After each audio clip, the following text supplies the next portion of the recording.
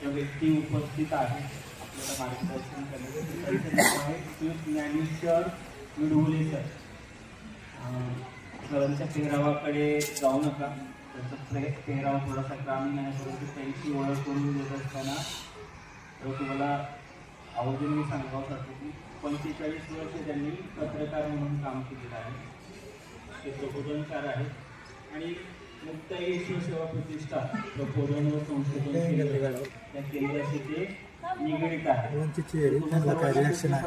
आपल्या शाळेमध्ये कशाला आलेलं आहे, ते विद्यार्थ्यांबरोबर देखील काम करतात आणि विद्यार्थ्यांना मार्गदर्शन करत असताना कोणत्या प्रकारे मार्गदर्शन करतात किंवा विद्यार्थ्यांनी जीवनामध्ये श्रेष्ठत्व कसं प्राप्त करायला पाहिजे याचे कोणते मार्ग आहेत या संबंधीचे आपल्याला विशेष मार्गदर्शन करणार आहे. तुम्ही ह्या व्याख्यानाचा किंवा त्यांनी जे प्रबोधनपर माहिती जे तुम्हाला सांगतील त्याचं तुम्ही निश्चितपणे तुमच्या जीवनामध्ये फायदा करून घ्या. आणि सगळ्यात महत्त्वाचं म्हणजे ते जे काही सांगतात ते कानामध्ये तेल ओतून कानामध्ये सगळं प्राण आणून तुम्ही ऐकता, ते फार महत्त्वाचं आहे. ठीक आहे, सगळे ऐकणार ना? शंका कुशंका असतील तर त्या देखील तुम्ही सरांना विचारू शकता. फारसा वेळ घेते येईल डायरेक्ट सरांनाच विनंती करू शकते मी. आजचं जे त्यांचं प्रबोधनात्मक जे काही विचार असतील ते विद्यार्थ्यांबरोबर त्यांना जे काही हितगुज साधायचं असेल ते त्यांनी सुरुवात करावी. धन्यवाद. संपूर्ण अंधार सारा, संपूर्ण अंधार सारा, उजळून द्या आकाश तारे, अंधाळलेल्या दुपारी येथे पाहुले आनंदवारे. जाग यावी सृष्टीला की, जाग यावी सृष्टीला की, होऊ दे माणूस जागा, मार्ग सारे स्वच्छ व्हावे, घट्ट व्हावा प्रेम धागा. ही म्हणे ही साफ व्हावी, मार्ग सारे स्वच्छ व्हावे, ही दुपार रोज यावी, माणसाचा देव व्हावा, माणसाचा देव व्हावा. किल्ले विद्यालयाचे गुरुदेव आणि तुम्हा बालमूर्तींना ज्ञानेश्वर मिडगुलेचा मनापासून मनपूर्वक नमस्कार. मुलांनो, फळाफुलांचा मळा पाहिजे, फळाफुलांचा मळा पाहिजे, आनंदाचा सोहळा पाहिजे. गावात देवळं कमी असतील तरी चालतील, पण सुंदर अशी एक शाळा पाहिजे. किलबिल सारखी तुमच्या सुंदर अशा शाळेला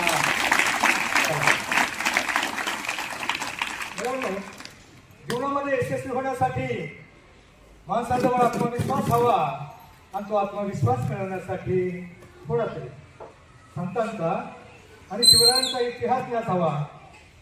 जगावं कसं, जगावं कसं आम्हाला छत्रपती शिवरायांनी शिकवलं, मारावं कसं हे शंभूराजांनी शिकवलं, आणि वागावं कसं हे संत समाज सुधारकांनी शिकवलं. आता आपल्याला कुठं शंभूराजासारखं मारायचंय म्हणायचे का?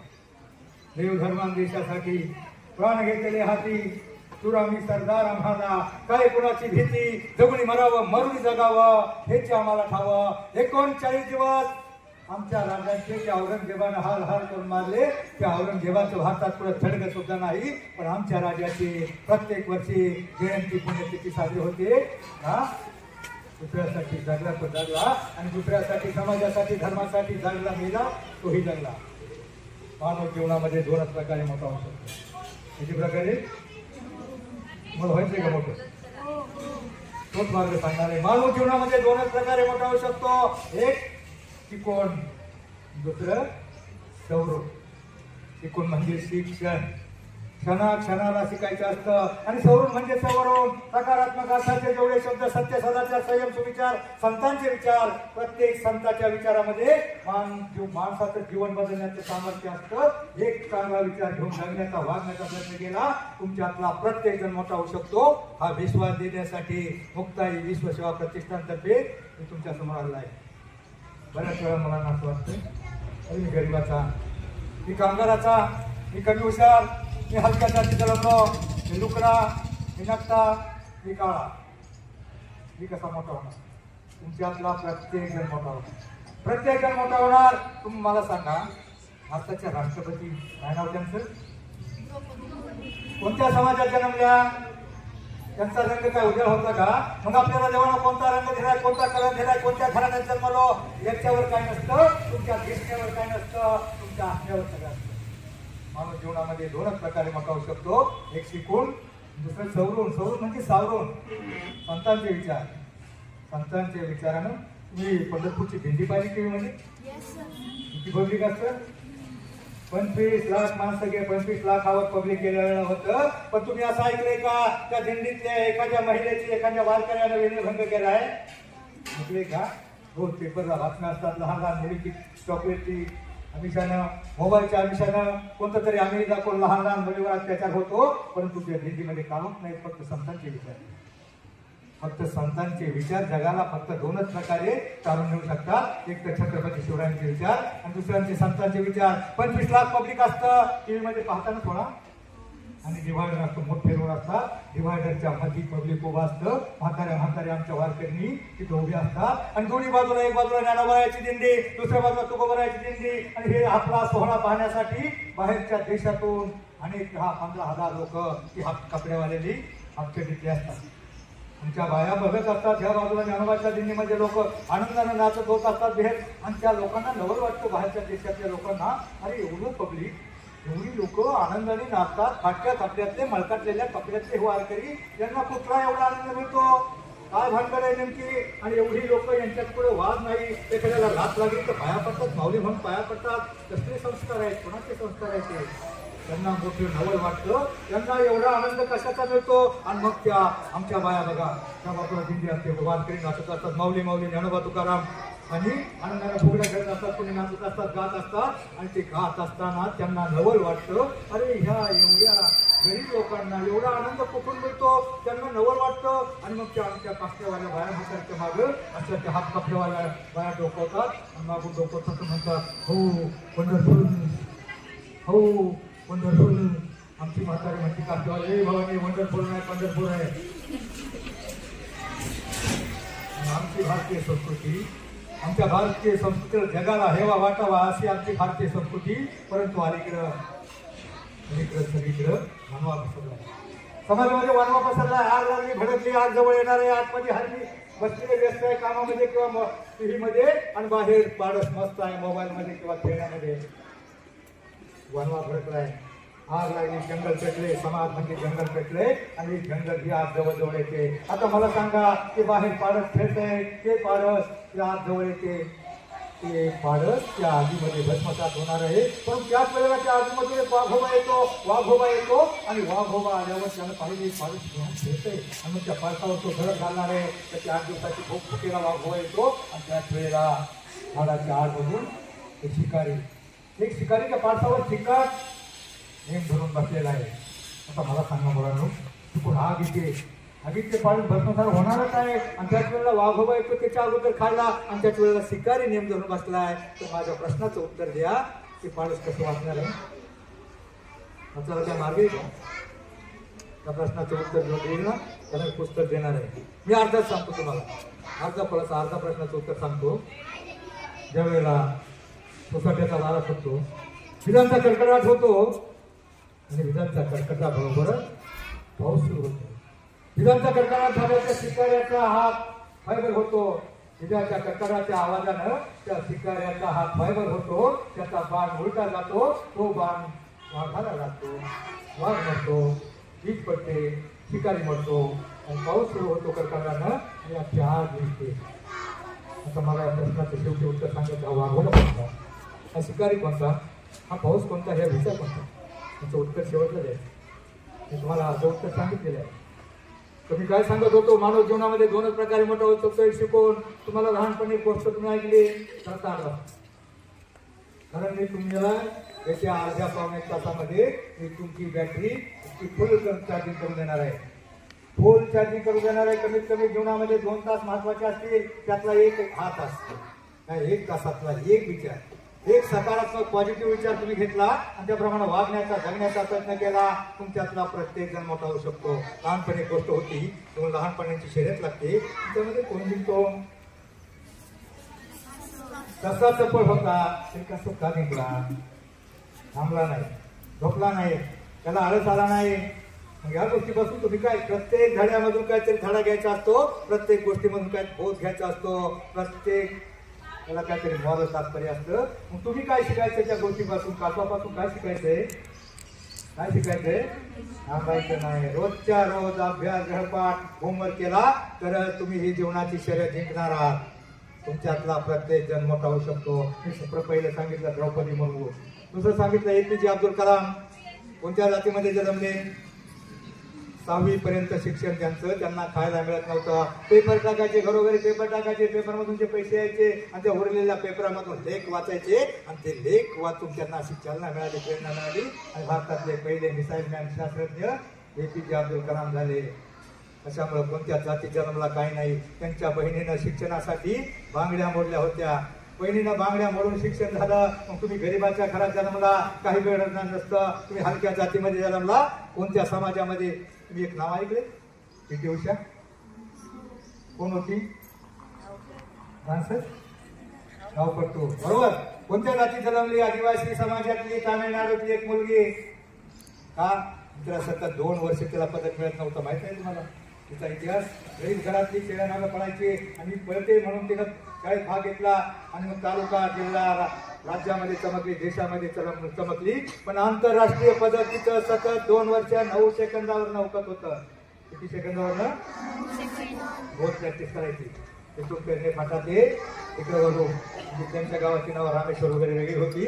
त्या गावापासून त्या गावापर्यंत रोज 5 किलोमीटर पळायचे. तिथून मागे खेळायची. सतत 2 वर्ष 9 सेकंद तुटत नव्हते. पण एका दिवशी काय झालं? चमत्कार झाला. त्या गावामध्ये जशी गेली आणि तिथून जशी मागे फिरली तशी त्या गावामध्ये कुत्र्यांची कळवण लागली होती. कुत्र्यांची भांडणं बघितली का कशी ओरडतात? म्हणून ती कुत्र्यांची कळवण 15-20 कुत्री आणि ती जशी मागं फिरली एक कुत्र तिच्या मागं आलं. बाकीची कुत्रीच्या कुत्र्याच्या मागं पळाली आणि मग त्या कुत्र्याच्या घाणी ती PT उषा अशी शिंगाट पळाली, तंगाट पळाली, मुंगाट पळाली. 9 सेकंद थोडा 15 सेकंद तोडले. पहिल्या वर्षी भारताला पदक मिळालं. का मिळालं? ती का पळाली? जीवाच्या आकांताने. जीवाच्या आकांताने पळाली. मग तुम्ही जीवाच्या आकांताला जर अभ्यास केला ना, तुम्हाला प्रत्येकाला मोठं व्हायचंय.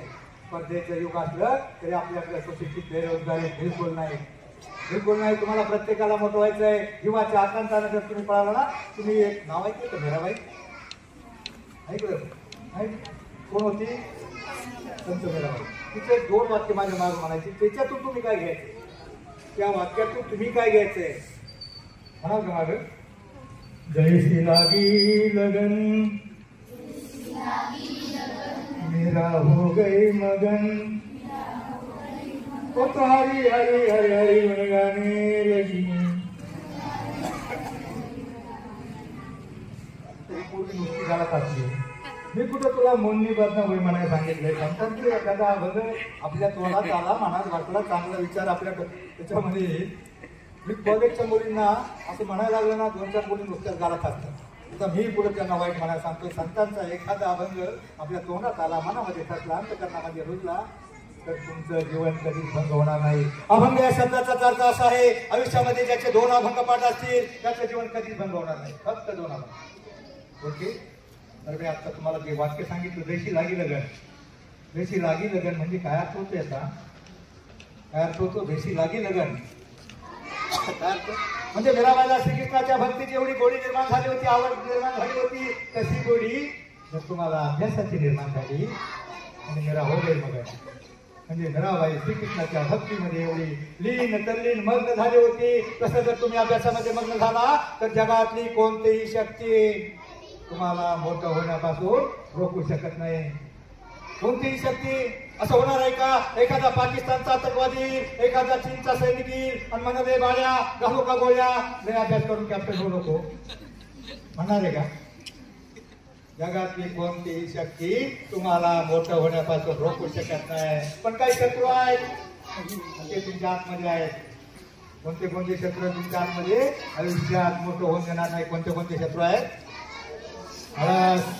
कंटाळा, बेफिकिरी, नाही अभ्यास केलं तर काय मॅडम थोड्याशा रागवतील. मुलांना तुमच्या माहितीसाठी सांगतो, सरांचं मॅडमचं काय बिघडणार नसतं. तुम्हाला मोठं व्हायचं असेल यातले शत्रू पहिले बाहेर काढा. आमच्यापेक्षा भयंकर, डेंजर, महाविघातक तो वनवा भडकलाय ते तुमचे जाणे दुश्मन आहेत. ते तुमचे जाणे दुश्मन आहेत. आयुष्यात तुम्हाला मोठं होऊन देणार नाही. तुमचे ध्यानी दुश्मन म्हणजे जीवापेक्षा प्रिय आहेत, तुम्हाला फार आवडतात. अभ्यास गृहपाठ होमवर्क सोडून रात्री 7 ते 7:30, 8 ते 8:30 तुम्ही त्याच्या पुढे बसून टोळू बघता आणि म्हणता तुझ्या देवीवर एवढी टीचर बोली असते का त्या मालिकेत दाखवली, एवढी बोली असते. पण काही मालिका दाखवतात आणि मग आपण आपला अभ्यासाचा अमूल्य असा जीवनातला वेळ खर्च करून टीव्ही पासून दूर राहा. काय मालिकेतून घ्यायचं टीव्हीच्या याच पहिले खलनायक असायचे, असे आगरबॉम्ब असायचे, आगरबॉम्ब रावणासारखे खलनायक असायचे, भीती वाटायची पाहिल्यावर. पण आता मालिकेमध्ये बघा 2 खलनायक असतात, बाया असतात, 2 सुंदर बाया, एका बाईने थोडी कशी करायची मोठी बोली. याच्यापेक्षा जास्त त्या मालिकेत काही नसतं. म्हणून आपला महत्वाचा अभ्यासाचा टाईम टीव्ही पासून 99% कमी. एखादी मालिका बघा, फक्त छत्रपती संभाजीराजे आहे, स्वराज्य रस्त्यात एखादी चांगली मालिका बघा, एखादी गाणं पुस्तकं बघा, बातम्या बघा, पण टीव्हीतला 99. आणि त्या मालिकेतलं जर तुम्ही नाव हेड फक्त डोक्यात घेतलं ना, तुमचं हेड खराब होईल.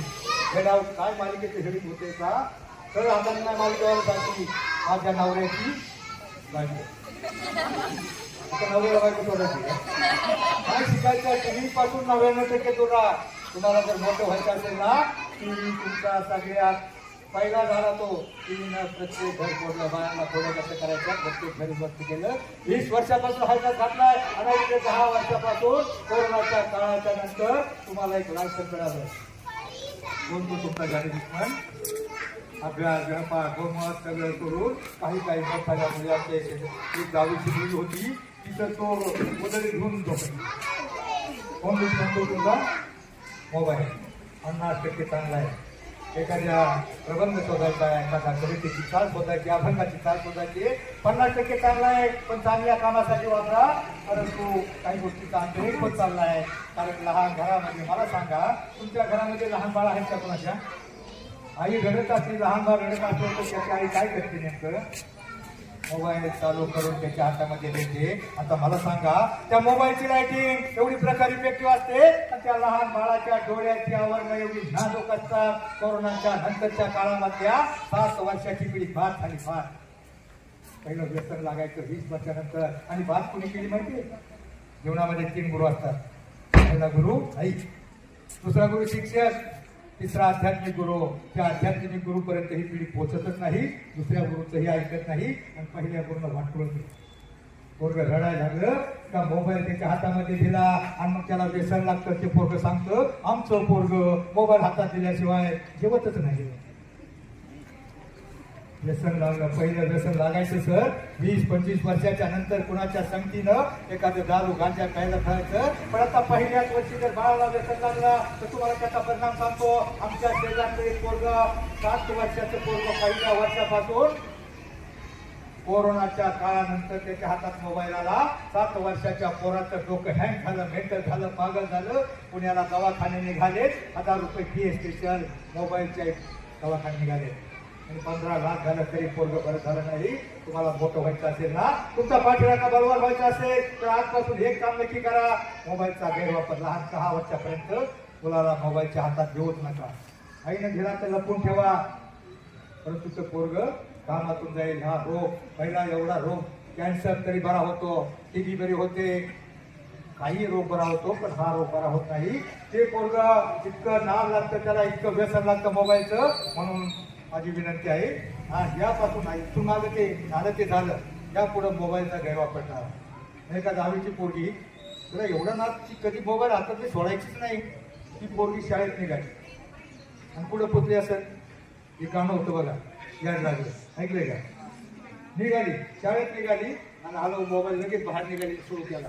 आई बापा आतमध्ये मोबाईल निघाली, सुरू केला मोबाईल आणि मग ते गाणं होतं बघा, चालताना बोलताना मोबाईलच्या हातात, झोपेतही स्वप्नातही हेडफोन इच्छा कानात. एक पोरगी शाळेत निघाली, मोबाईलच्या नादात मळ्यात पुसली. आई म्हणली काय ग तुम्ही आज नाही का? आणि मग तुम्ही म्हणते गाडीला मोबाईलच्या म्हणून मला वेळ थोडा दिलेला आहे. आता तुम्ही लहान मुली तुम्ही पण 11वी-12वीच्या मुलींसाठी मी सांगत असतो रामायण. रामायण सांगत असतो. रामायणामध्ये एक पात्र होतं सीता, बरोबर. सीता वनवासात होती. वनवासात असल्याच्या नंतर तिनं एक सकाळच्या वेळी स्नान संध्या करून केस मोकळे करून बसले असताना हरण पाहिलं नसते तुम्ही. असे चमकलेलं हरण पाहून तिच्या मनामध्ये मोह उत्पन्न झाला. मला हरणाच्या कातड्याची चोरी आली. रामाला म्हटली.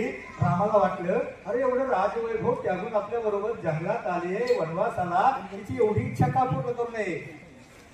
एका राजघराण्यातली मुलगी सीता आपल्याबरोबर वनवासात आली, तिची एवढी इच्छा का पूर्ण करू नये. आणि तिची इच्छा पूर्ण करण्यासाठी रामानं धनुष्यबाण उचललं आणि 9 वर्षाच्या स्त्रीनं हरणाच्या पाठीमागे पळाला, बरोबर. पाहिलं ना की हरिण माया होतं.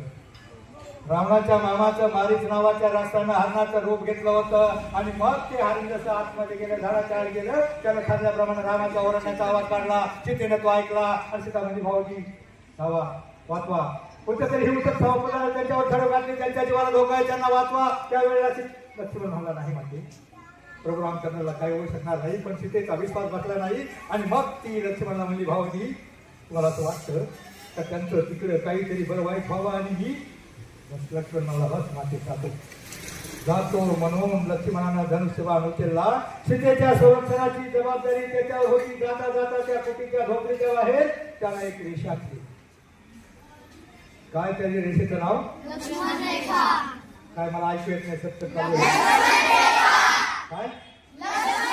लक्ष्मण रेखा, बरोबर. की लक्ष्मण रेखा प्रत्येक मुलीच्या जीवनामध्ये असते. प्रत्येक मुलीच्या जीवनामध्ये असते आणि ती ओलांडायची नसते. ओलांडली तर जीवनाचं रामायण बिघडतं आणि महाभारत बिघडतं. त्या लक्ष्मण रेषेपासून काय शिकायचं? आयुष्यात रामायणापासून एवढं शिकायचं. मुलींनी लक्ष्मण रेषा ओलांडायची नाही. ज्या वेळेला लक्ष्मण गेला तो झाला 4 दिवस झाला. रावणानं ठरल्याप्रमाणे भिक्षकाचा वेळ घेतला. झोपडीच्या बाहेर आला. ओम तसं भिक्षांनी ही भिक्षा वाढवाय असं म्हटल्याबरोबर सीतेनं ती आरोळी ऐकली. बाहेर आली. गोसावी आलाय आणि चांगल्या कामासाठी आपल्या दारात आलेल्या दान धर्म करण्यासाठी सीतेनं आतमध्ये गेली. कंदमुळे थोडे काही हातात घेतली आणि अनावधानानं चांगल्या कामासाठी तिनं लक्ष्मण रेषा ओलांडली. आणि जशी लक्ष्मण रेषा ओलांडली तशी गोसाव्याचं रूप रावणाने टाकून घेतलं. आपलं रूप घेतलं आणि सीतेला उचललं आणि पंढरपूरला दिंडीमध्ये घेऊन गेला. कुठं घेऊन गेला? दिंडीमध्ये गेला. रामायण बघितलं नाही तू? कुठे घेऊन गेला? दिंडीमध्ये. रामायणाने काय भजन शिकवायचं म्हणजे मन लावलंय. दिंडीमध्ये नाही ती लंकेमध्ये अशोकवनामध्ये घेऊन चालला. मुलींना तुमच्या माहितीसाठी सांगतो. त्या सीतेला वाचवण्यासाठी एक गिधाड नावाचा पक्षी. गिधाड पाहिजे का? त्याचं नाव काय? त्याचं नाव काय त्याचं गिधाडाचं? जटायू नावाच्या एका गिधाडानं त्या रावणाची झुंड दिली. रावणाला सळोकी पडत गेलं. रावणाची हार होत होती पण रावणाला काय मारपणे त्याचा मृत्यू कसा केला. मग त्याला रावणानं काय मारलं. गिधाड पडपडत खाली पडलं. सीतेला लंकेमध्ये घेऊन गेला. रामानं जसं मागे आलं सीता गायब झाली. मग त्या गिधाडानं सांगितलं. रावणानं नेली. मुलींनो तुमच्या माहितीसाठी सांगतो. त्यावेळेला ते गिधाड मध्ये आलं. ते गिधाड सीतेला सोडवण्यासाठी मध्ये आलं. पण आजकालच्या जमान्यामध्ये गिधाड तर येणारच नाही. पण माणसातला माणूस सुद्धा सोडवण्यासाठी समोर येत नाही. म्हणून मुलींना आयुष्यामध्ये लक्ष्मण रेषा ओलांडायची नसते. बरोबर. एवढं घेतलं तरी फार झालं. मग मी काय सांगत होतो? लंकेमध्ये नेऊन उठवली. लंकेमध्ये जशी नेऊन उठवली त्यावेळेला उड्डाण करू शकणारा, शोध घेऊ इच्छिणारा राम भक्त हनुमान उपलब्ध होता. पण आजकालच्या जमान्यामध्ये कोणताही हनुमान शोधण्यासाठी उपलब्ध नाही. म्हणून मुलींना आयुष्यामध्ये लक्ष्मण रेषा ओलांडायची नाही. आणि आजकालचा राम पण अवलादी झालाय. आजकालचा राम पण म्हणत लय शायनिंगची टोळी लागत होती. जाऊ द्या यात गेली. गीता गेली गीता मिळेल म्हणून रामायणामधून. मला एका शाळेमध्ये सरांनी सांगितलं मुलांना थोडं रामायण सांगा. त्यांनी लहानपणी टीव्हीत बघितले. मग रामायणापासून खूप शिकण्यासारखं आहे. रामायणामधून खूप शिकण्यासारखं आहे. रामायणामध्ये काही न पुढे गेली अशी पुढी घरात बाईने करायची नाही. दुसरं रामानं 14 वर्ष वनवासाला जा म्हटल्यावर लगेच मुकाट निघाला. आत्ताच जर त्या मागच्या एखाद्या पोराला म्हटलं ते त्याला मारतोय. अरे तुझ्या बापाने सांगितलं 14 दिवस बाहेर जा. तर तो बापाला म्हणून खूप जा. रामायणापासून काय शिकायचं? अज्ञाधारकपणा. किंवा रामायणामध्ये काय झालं, मी अख्खं रामायण सांगितलं. रामायण म्हणजे रामायण बघा, तुम्हाला पुढं कोणती साईड आहे? Art, commerce, science, BBA, BCA या प्रत्येक साईडमध्ये रामायणाचा उपयोग आहे.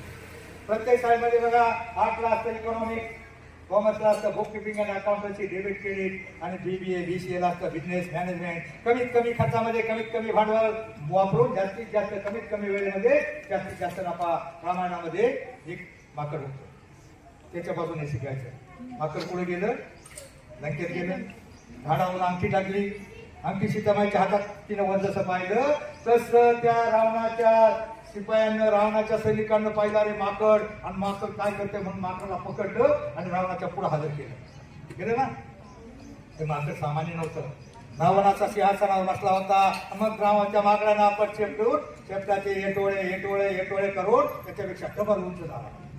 डबल उंच झाल्यावर रावणाला राग आला. अरे बरकट, आपल्या शेपटाचा मान दाखवते काय? राणी सैनिकांना सांगितलं, जा सगळे चिंध्या कपडे साड्या घेऊन या, त्याचं लांबलेलं शेपूट अख्खं शेपटाला चिंध्या गुंढाळा पेटवून द्या, त्याचा मान मोडून टाका.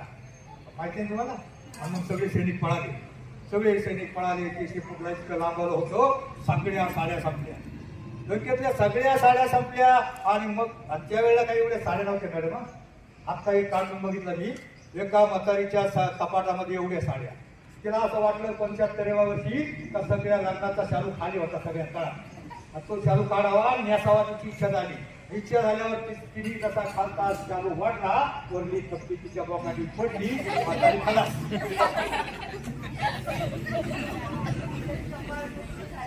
प्रत्येक सणाला सांभाळायला साड्या पाहिजे. कशाला पाहिजे? मारवाड्याची धन करायला प्रत्येक बाई बंडाल साडी पाहिजे. कशाला? एवढी थकली आहे, तिथं गाडी तरी ती जळत नाही, एवढी थकली बरी साड्या पाहिजे. आमचं मराठी समाजाचं अख्खं भांडवल त्या मारवाड्याच्या दुकानात, कपड्याच्या भांड्याच्या दुकानात वेळेला पडते. आणि मग त्यावेळेला सगळ्या साड्या आणल्या, थोडीचं अंतर उरलं, आणि मग एक साडीचं अंतर उरलं, आणि मग कुणीतरी एक सैनिकाला आठवण झाली, आणि एक साडी कमी पडते ना, त्या लंकेमध्ये सीतामाईची साडी आणा. आणि जसं त्या माकडानं ऐकलं, शेपूट असून घेतलं. आपल्या सीतामाईची इज्जत जायला नको, शेपूट असून घेतलं. अरे म्हणजे शेपुडा कटले, आणि मग म्हणजे जा म्हटले, रात्रीची डबी आणा. 15-20 कॅट आणली, अख्ख्या शेपटावर वतली, अख्ख्या कपड्यावर वतली, 15-20 माचीस आणल्या, आणि माचीसनी जागी शेपूट पेटवून दिलं. तसं शेपूट पेटवून दिलं तसं ते माकाड उडालं. पहिलं रावणाच्या वाड्यावर आजचापर्यंत ठरवला. आतापर्यंत वाड्यावर होड्यावर गणले घर सगळी लंका अर्ध्या तासामध्ये त्यानं परिता ठरवला, अख्खी लंका जाळून टाकली. आता मला सांगा, याच्यातून काय शिकायचं? BBA, BCA, book keeping, commerce, art, सायन्सला काय शिकायचं? कमीत कमी खर्चात. मला सांगा, त्याला माकडाचा किती खर्च झाला? साड्या कोणाच्या होत्या? राकेल रावणाचं, बरोबर. आणि माचीस साडी सुद्धा वापरली नाही. सिंगल 0 बजेट मध्ये, कमीत कमी खर्चामध्ये. आता मला सांगायचं, युद्ध चालू आहे, मोठं युद्ध चालू आहे. कोणाकोणाचं? रशिया आणि युक्रेनचं. किती खर्च झालाय? भारताचं 15 वर्षाचं बजेट खर्च झालंय, अजून कुणाचे हात येत नाही. मग 0 बजेट मध्ये रामायणापासून शिकायचं. BBA, BCA, book keeping and accountancy, debit credit, जमा खर्च, काहीच खर्च, 0 खर्च, 100% नफा. मग हे शिकायचं. रामायण सांगत असताना मी सांगितलं रामायण, पण मी बघितलं रामायण सरांनी सांगितल्यावर एक पोरग त्याचं लक्ष नव्हतं, ते शेजारच्याला मारत होतं. मी त्याला विचारलं, हे बाळा रावणाला कसं मारलं, कुणी मारलं, सगळं सांगितलं होतं मी. हे बाळा रावणाला कुणी मारलं रे? तो म्हणतो मी नाही मारलं.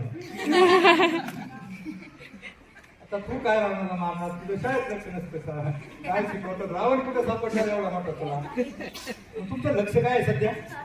तुमचं लक्ष काय आहे? पाटलांचा बैलगाडा, डीजे, मुंगळा, काय लक्ष काय? तुमचं ध्येय काय? तुमचं ध्येय आहे शिक्षण. मुलांना शिक्षण म्हणजे शून्यातून विश्व निर्माण करण्याचा मार्ग. शिक्षण म्हणजे सुतावरून स्वर्ग गाठण्याचा मार्ग. लोक मेल्यावर स्वर्गात जाण्याची इच्छा व्यक्त करतात, पण शिकला सवरलेला माणूस या पृथ्वी तलावर स्वर्ग उभा करू शकतो. इतकी ताकद या शिक्षणामध्ये आहे. आणि शिक्षणाची संधी आयुष्यामध्ये एकदाच मिळते. ज्याप्रमाणे धनुष्यातून सुटलेला बाण परत माघारी फिरू शकत नाही, त्याप्रमाणे आयुष्यातला शिक्षणाचा गेलेला एखादा आठवडा, एखादा दिवस, एखादा तास सुद्धा परत मिळत नाही. या संधीचं सोनं करा.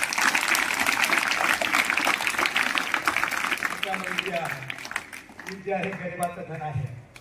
विद्या हे गरिबाचं धन आहे, श्रीमंतांचा अलंकार आहे आणि असं धन आहे जगातला कोणताही चोरटा तुमच्यापासून हिरावून घेऊ शकत नाही. तुमच्या खिशामध्ये 100ची नोट असली एखादा आड बाजूला एक ठोका देऊन घेऊ शकतो, पण तुमच्या डोक्यामध्ये 29चा पाडा असला, एखादा कविता असली, एखादा अभंग असला, कोणताही चोरटा काढून घेऊ शकत नाही. बळजबरीने घेऊ शकतो का? म्हणून मित्रांनो, आणि कोणतीही बहुमजली, कोणतीही 10 मजली, 15 मजली, 12 मजली, कोणतीही बहुमजली उत्तुंग इमारत उभारण्यासाठी पाया पक्का असावा लागतो. आणि 10वी पर्यंत शिक्षण हा तुमच्या जीवनाचा पाया आहे. तो पक्का करण्यासाठी प्रयत्नांची पराकाष्ठा करा. एकही दिवस बेकार घालू नये. आपल्याकडे सुशिक्षित बेरोजगारी बिलकुल नाही. आपण MIDCत आहोत. आपल्याकडं जे मोठमोठे मॅनेजर्स आहेत, अकाउंट मॅनेजर, मोठमोठे business manager, commercial manager, production manager, कुठले माहिती सगळे UP, बिहार, राजस्थान, मद्रास, आमचे ढेरंगे शिवले आणि वरूनचे सगळे विजय पुढे नाचून लुंगी आपल्याकडे बेरोजगारी बिलकुल नाही. ऑफिसरची नावं घेतली तर दुबे, चौबे, पांडे, तिवारी, त्रिपाठी, शर्मा, मिश्रा, सगळी बाहेरच्या देशातली मॅनेजमेंट. आणि आमचा तिथं सिक्युरिटीमध्ये जातो. का जातो? तर तो कमी शिकतो, तो शिकत नाही. मुलांना जरा मुलांसाठी एक मुद्दा सांगतो. मुलांसाठी मी प्रत्येक, आता तुम्ही लहान आहात पण तुम्हाला फक्त जाणीव करून देतो. तुम्ही लोकांची लग्न बघितली का? लग्नात बघितलं ना, डीजे कसा वाचतो, लग्न कशी नाचतं. तुम्हाला अजून तुम्ही 12 वर्षाचे आहात, 15 वर्षाचे आहात, बरोबर? तुम्ही 15 वर्ष, अजून 12 वर्षानंतर तो तुमचा महत्वाचा तास. आता तुम्हाला म्हणतो ना हा 1 तास, तो दुसरा महत्वाचा तास कोणता? तर अजून 12 वर्षानंतर तुम्हाला वाटेल लग्न करावं. आणि लग्न करावं वाटेल त्यावेळेला बऱ्याच मुलांची, प्रत्येक गावामध्ये एक बिमारी आहे, 10 ते 12% मुलांची लग्न जमत नाहीत. प्रत्येक गावामध्ये 10 ते 12%. मी वधूवर सूचक केंद्राचा सदस्य आहे. 20 बायोडाटे मुलींचे आले ना, 2 मुलांचे येतात. म्हणून मुलांनी फक्त कान धरून ऐका. मुलांनी ऐका, आजची कोणत्या मुलांची लग्न होत नाहीत? जे आता अभ्यासात टंगळ करतात, आपलं करिअर घडत नाहीत, काही नोकरी मिळवत नाहीत, नीट आपल्या मार्गाने, चांगल्या मार्गाने शिक्षण घेत नाहीत, अशा मुलांची लग्न होत नाहीत. आणि मग तो दुसरा तास तुमचा महत्वाचा असेल, अजून 12 वर्षानं तुम्ही 27चे व्हाल. त्यावेळेला ब्राह्मण काका मध्ये पडदा धरेल आणि मोठ्या नारळ देईल, शुभमंगल म्हणून सावधान व्हा. ते तुमचं शुभ व्हायचं असेल मंगल, तर आता सावधान होण्याचे लग्न होत नाहीत. म्हणून तुम्ही शाळा शिका. सर बरोबर आहे ना?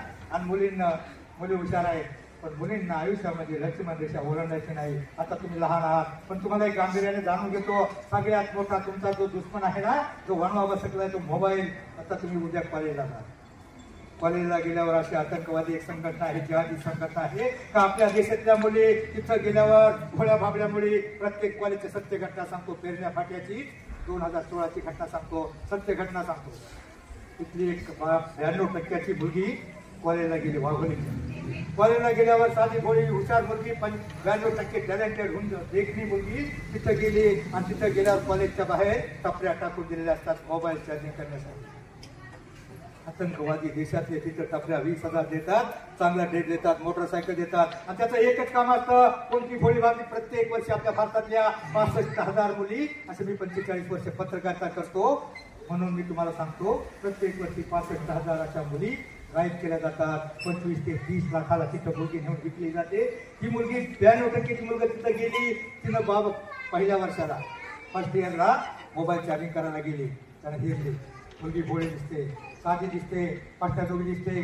बोलण्याचा प्रयत्न केला, पुढल्या वेळेला पुढलं पाऊल टाकलं आणि पुढल्या वेळेला म्हणला, आज फार मॅचिंग ड्रेस घातला आहेस, आज फार सुंदर दिसतेस, सुंदर दिसतेस. माझ्या मुलगी हसली तिथे. मग त्याने पुढलं पाऊल, अरे एवढी हँडसम, टॅलेंटेड, देखणी आणि एवढी हुशार मुलगी, तू एवढा हलका मोबाईल वापरतेस, 500 रुपयाचा भेटतो. ती मुलगी म्हटली, माझ्या बापानं मला दिला आहे, मला हिना पाय, मला पुरेसा आहे, पण तो मला आहे. असं पुढे असतं, जग चंद्रावर चाललंय. किती हँडसम मुलगी, देखणी, हुशार, टॅलेंटेड मुलगी, तुझ्यासारख्या मुलीला कसला मोबाईल पाहिजे? अँड्रॉइड. ती म्हणली, माझ्या बापाची ऐकत नाही, माझ्या बापाची ऐकत नाही. आणि मग तो म्हटला, मी देतो ना. तुझ्या बापाची ऐकत नसली तर मी देतो ना. ती म्हणली, नको नको, माझ्या बापाला जर कळलं ना, माझा बाप मला उभं कापील. तो म्हटला, तुझ्या बापाला कसं कळलं? तुझा बाप कुठेतरी कंपनीमध्ये, शेतामध्ये कडमडत असेल, घामाच्या धारा, रक्ताचं पाणी, हाडाचं काळे करत असेल, तुला शिकवण्यासाठी कामात कष्ट करत असेल, त्याला कसं कळत? त्याला कसं कळत? हा मुद्दा जर ताट बसाय कंटाळा आलाय का त्याला कसं कळल हा मुद्दा तिला थोडासा पटला त्याला कळणार नाही परंतु तिच्या मनाला भीती वाटली तिच्या मनामध्ये त्या शिकेप्रमाणे मोह उत्पन्न झाला अँड्रॉइडचा मोबाईल मिळतोय काय करावा घ्यावा का नाही करावा पण ती म्हणली नको नको मी तुझ्या बरोबर नाही पुण्यात जाणार मला भीती वाटते म्हणल्यावर त्यानं तो डायलॉग हातात गेला ती म्हणली नको नको मला भीती वाटते मग ती म्हणली सोनू तो म्हटला सोनू तुझा माझ्यावर भरोसा नाही का सोनूचा बिलकुल भरोसा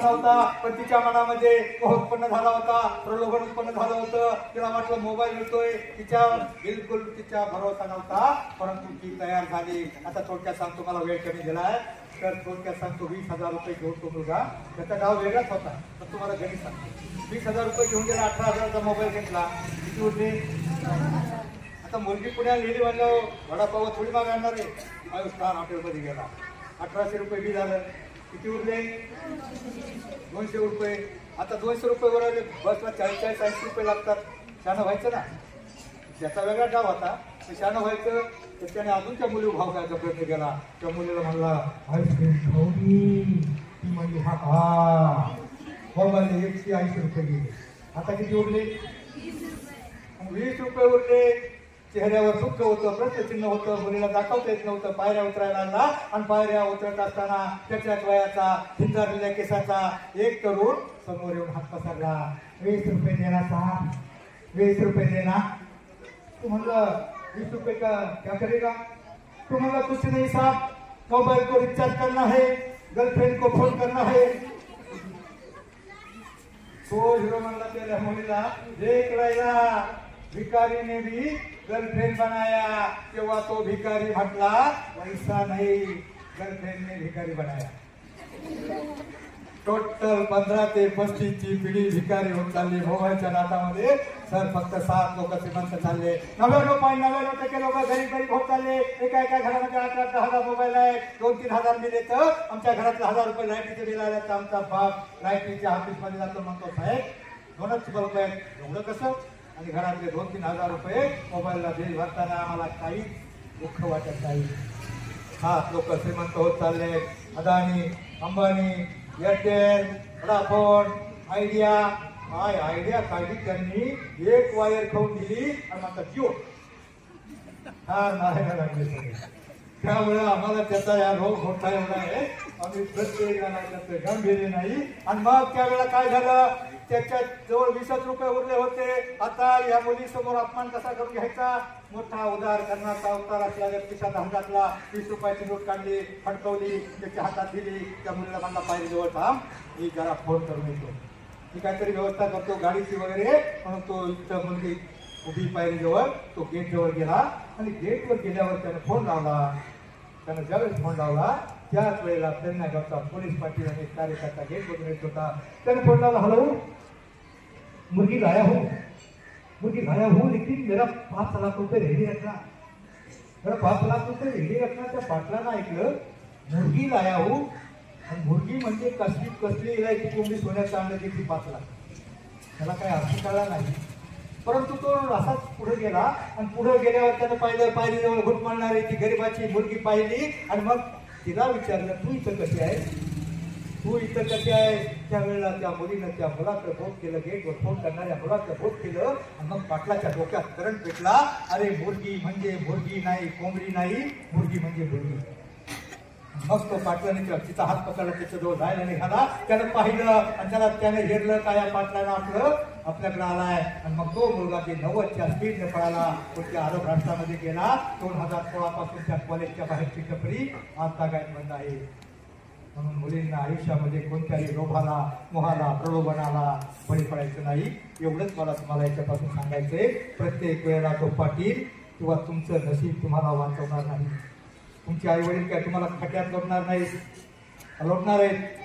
तुम्हाला घडवण्यासाठी तुमच्या आई वडिलांनी लहानची उलटी खटकाटी काढली घाण काढली मग बालवाडी अंगणवाडी प्राथमिक शिक्षण कॉलेजपर्यंत घडवण्यासाठी 20 वर्ष लागतात आणि 20 वर्षानंतर त्या पिक्चर मधला एक डायलॉग आहे तिथं गेल्यावर फार सोपा तो आकडा एक मला मी जुना बिकॉम आहे तर मला इंग्लिश कमी येतो. तिथं गेल्यावर तुम्हाला एखाद्या वर्षाची ओळख होईल. आणि तो इंग्लिश मधला ती डायलॉग ती काय असते ना ती आजची मराठी सांगू का इंग्लिशमध्ये सांगू. एखादा तिथं गेल्यावर तुम्हाला सांगायचा प्रयत्न करील तो शब्द फार डेंजर आहे. काय ते मला 2 शब्द आठवतात. काय ना नाही का ती आजची म्हणली ना मराठी सांगू का इंग्लिशमध्ये सांगू काय शब्द होतं ते. एखादा तुम्हाला तिथं गेल्यावर म्हणायला मुलं मुलींनो तो काय म्हणजे काय नसतं. ते काय म्हणजे काय ते नसतं. सकाळच्या वेळी गवतावर पडलेलं वाटायचं गव असतं. वास्तवाच्या उन्हाचे चटके बसले की केव्हाच बिघडतं. एखाद्या भोळ्या भावड्या मुलीला फसवण्याचा डाय असतो. म्हणून जर तुम्हाला एखादा तिथे गेल्यावर म्हणत काय येऊ तर त्याला सरळ भाषेत सांगायचं तुझी आय आणि बाप माझ्या बापाकडे घेऊन ये आणि मग ठरवा आपण काय. कोणत्या आयुष्यामध्ये कोणत्याही लोभाला प्रलोभनाला बळी पडायचं नाही. पश्चिमा दिशा ओलांडायची नाही. एवढंच मला तुम्हाला सांगायचंय. मला वाटलं वेळ संपत आला. बस शेवटला एवढं सांगतो. तुम्हाला स्वप्न पडतात. स्वप्न कधी पडतात? रात्री पडलेली स्वप्न सकाळी पूर्णपणे आठवतात का? प्रामाणिकपणे सांगा. बऱ्याच वेळेला आपण विचार करतो अरे किती चांगलं मस्त सुंदर स्वप्न पडलं होतं. मला एकदा 5वेळा स्वप्न पडलं. आम्ही एका देशाचा राजा झालोय पण कोणत्या देशाचा झालो हे रात्री पडलेली स्वप्न सकाळी पूर्णपणे आठवत नाही. पूर्ण कशी होणार? स्वप्न बघा, दिवसा बघा, डोळे सताळ उघडे ठेवून बघा, जागेपणी बघा, जिवंतपणे बघा. आता जिवंत आहे सगळे. ताड बसा, अर्धा मिनिट ताड बसा आणि स्वप्न बघा. मला शेरपा 300 प्रमाणे एव्हरेस्ट कसं करायचं आहे. मला कल्पना चावला प्रमाणे अंतराळवीर व्हायचंय. मला द्रौपदी मुर्मू प्रमाणे राष्ट्रपती व्हायचंय. मला APJ अब्दुल कलाम प्रमाणे राष्ट्रपती व्हायचंय. आणि मुलांनी कमीत कमी एवढी स्वप्न बघा का मला पती व्हायचं. पती व्हायचं असेल तर अभ्यास करून करिअर घडवलं तरच तुम्ही पती व्हाल हे सांगण्यासाठी खास मी तुमच्याकडे आलेलो आहे. मुलांनो वेळ संपलेला आहे. मी असं एका शाळेत सांगितलं स्वप्न मोठमोठी बघा, जुदार बघा. कारण मंदिर उन्हीं को मिलती है, मंदिर उन्हीं को मिलती है जिनके सपनों में जान होती है. पंखों से कुछ नहीं होता, हौसलों से उड़ान होती है. एका शाळेत सांगितलं त्याला काय नाही तरी सायकलचं बघा, सायकलवाल्याने मोटरसायकलवाल्याने मोठ्या गाडीचं स्वप्न बघा. एका पोराने डोकं चालवलं 9वीच्या तर त्याने म्हटलं अरे सायकल घेण्यापेक्षा आपण सेकंड हँड एखादी मोटरसायकल बघू. आणि मग ते बरीच गाडी घेतलं दिवसभर 8-9 हजार मोटरसायकल मिळाली पण ते चालू होईना. रात्र जमून झोपलं, घरी आलं आणि पहाटे ते वधारीत राथा मारायला. त्याच्या बापाने विचारले गोदडी फाटली का काय करतोय. ते म्हणला बाबा गाडीच चालू होत नाही. स्वप्न बघा, मोठी स्वप्न बघा, जुदार स्वप्न बघा. आणि ते स्वप्न पूर्ण करण्याचा एकच मार्ग आहे तुमच्या पुढे. एक तर शिक्षण शिकून आणि दुसरं सवरून म्हणजे सवरून सगळीकडे भडका उडालाय. अन्याय अत्याचार दुराचाराचा सगळा वनवा पसरलाय. तो वनवा तुमच्या जवळ येतोय. आणि त्याच वेळेला एखादा वाईट तुमचं उत्तर सांगतो. पहिला प्रश्न तो वाद कोणता तर एखादा वाईट व्यसन लागलेला मित्र तुम्हाला बिघडवायचा प्रयत्न करेल, शिकार करायचा प्रयत्न करेल. त्याला बिघडवलं तर याच्या फटकावर अख्खं जीवनभर दारू देऊ शकतो. बिघडवायचा प्रयत्न करेल. आणि शिकारी कोणता तर शिकारी कोणता टीव्ही, मोबाईल, DJ, हेडफोन, आवडी पदार्थ, लवजिहात बरेच प्रकार तुमची शिकार करण्यासाठी आहे. आणि या विषयातून वाचण्यासाठी एकच मार्ग आहे. एक मार्ग आहे तो म्हणजे कोणता? त्यावेळेला परमार्थाचा वारा सुटेल. त्यावेळेला परमार्थाचा वारा घोंगावेल आणि अध्यात्माच्या विजा कडाडतील आणि संस्काराचा पाऊस तुमच्यावर पडेल. त्याच वेळेला तुम्ही वाचणार आहे, नाहीतर तुमची शिकार नक्की आहे.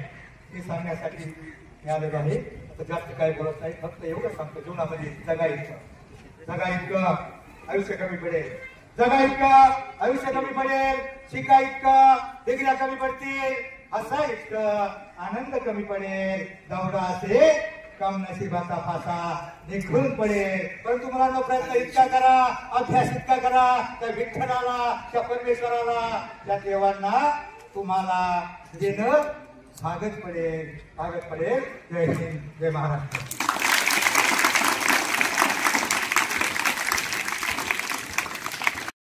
परंतु एक मराठीमध्ये म्हणे की सोनाराने काय टोचावे लागतात. आपण सांगणं आणि एखाद्या बाहेरून येऊन व्यक्तीने सांगणं आणि ते सुयोग्य उदाहरण देऊन सांगणं याच्यामध्ये खूप फरक आहे. सर धन्यवाद. आजचा सरांनी जे प्रबोधन केलं दर्शनाच्या माध्यमातून त्याच्यातला सगळ्यात महत्त्वाचा हा विचार, हा किमान हा एक जरी विचार घेतला की विद्या हेच धन, आणि ते धनच तुमची एक स्वतंत्र प्रकारची ओळख निर्माण करेल. आपल्याकडे आयुष्यामध्ये बाकी काही नसेल तरी चालेल, विद्या हे धन जर अर्जित केलं तर आपलं उर्वरित आयुष्य हे खूप सुरळीत जाऊ शकतं. कारण हे असं धन आहे की जे चौरे होऊ शकत नाही, ज्याची चोरी होऊ शकत नाही, आणि हे असं धन आहे की जे वाढल्याने दुप्पट होतं किंवा कित्येक पटीमध्ये ते वाढत जातं. आजच्या या व्याख्यानामधून किमान हा जरी विचार घेतला, आणि त्याचबरोबर इतरही सरांनी जी उदाहरणं सांगितली की त्याच्यामध्ये कुठल्याही व्यसनाचा अतिरेक कसा वाईट असतो, किंवा मोबाईल चांगल्या पद्धतीने जर त्याचा वापर केला तर तो कसा फायदेशीर आहे, त्याच मोबाईलचे दुष्परिणाम हे प्रत्येक वेळेस आपल्या कानावर पडतच असतात, परंतु आपलं काय होतं की कळतं पण वळत नाही. तर ही काळाची गरज आहे. मोबाईल ही खूप धोक्याची घंटा आहे. तुम्ही त्याच्यापासून त्याचा जरूर तुम्ही वापर करा, परंतु कुठल्याही गोष्टीला, कुठलीही गोष्ट ज्यावेळेस एका हद्दीपर्यंत असते, सीमित असते, तोपर्यंतच त्याचा उपयोग आहे. कुठल्याही गोष्टीमध्ये जर आपण हद्द ओलांडली, त्याच व्याख्यानातून त्यांनी सांगितलं की सीतेने तिची हद्द ओलांडली, ती लक्ष्मण रेषा तिला आखून दिलेली होती. लक्ष्मण रेषेमध्ये सामर्थ्य होतं. जर सीतेने जर लक्ष्मण रेषा ओलांडली तर रामायण घडलंच नसतं. तर हे खूप सुंदर सुंदर विचार त्यांनी खूप मार्मिक उदाहरणं देऊन तुमच्या समोर स्पष्ट केलेले आहेत. आता इथून पुढचा एक आठवडा तुम्हाला सुट्टी राहणार आहे. शाळेमध्ये कोणी काय असे गृहस्थ आले होते आणि त्यांनी माहिती सांगितली, आम्ही थोडंसं हसलो. असं नाही, याच्यातून आपण काय बोध घेणार आहोत, काय शिकणार आहोत हे फार महत्वाचं आहे. किमान त्यांनी सांगितल्याप्रमाणे की आयुष्यामध्ये जो क्षण येतो आणि जातो, एकदा गेलेला क्षण परत येत नाही. त्याच्यामुळे ही पुढच्या 8 दिवसांची, विशेषतः 10वीचे विद्यार्थी, इथून पुढची तुमची 1-2 महिने तर खूप महत्वाचे. येणारा प्रत्येक क्षण जाणार आहे आणि गेलेला क्षण परत येणार नाही. त्यामुळे तुम्हाला तर खूप सतर्क राहून अभ्यास करावा लागणार. आणि त्याचबरोबर बाकीचे पण विद्यार्थी, त्याचा पहिली दुसरी त्याचं गांभीर्य समजलं असेल आणि त्या पद्धतीने तुम्ही वागण्याचा प्रयत्न करा अशी आशा बाळगतो. आणि जसं मी सकाळीच सांगितलं, वेगळ्या भाषेमध्ये निश्चितच काहीतरी घेण्यासारखे आणि या संधीचा पुरेपूर फायदा आमचे विद्यार्थी घेतील. तुम्ही खूप छान मोलाचं असं मार्गदर्शन केलं. आज तुम्ही अतिथी म्हणून आला, तुमचं आगत्य किंवा तुमचं सन्मान करणं हे आमचं कर्तव्य आहे. मी आमच्या संस्थेचे संचालक जाकी सौदागर सर यांना विनंती करतो की त्यांनी गडगुले सरांना शाल आणि श्रीफळ देऊन त्यांचा सन्मान करावा.